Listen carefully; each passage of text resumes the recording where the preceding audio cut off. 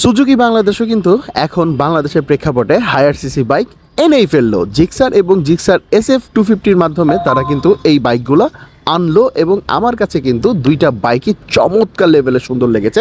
কাগজে কলমে কিন্তু এই দুইটা বাইক এখন সবচাইতে পাওয়ার জেনারেট করে এবং সবচাইতে টর্কিয়েস্ট বাইকগুলোর মধ্যে একটা অথবা অন্যতম।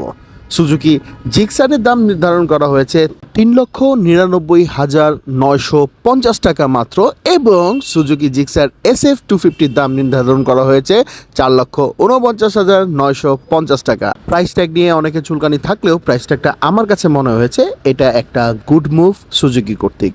ডিসেম্বরের ১ তারিখ কিন্তু সুজুকি বাংলাদেশের একটা স্মরণীয় দিন হয়ে থাকলোই বাংলাদেশের প্রেক্ষাপটে। সিয়াম আহমেদ ছিলেন উপস্থিত, এছাড়াও আরও অনেক মানুষ ছিল এখানে উপস্থিত।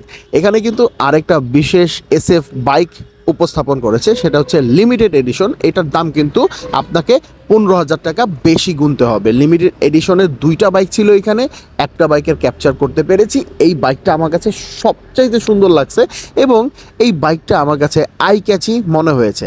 ইনডেপথ ভিডিও আসছে, অপেক্ষা করতে থাকেন সময়ের সাথে।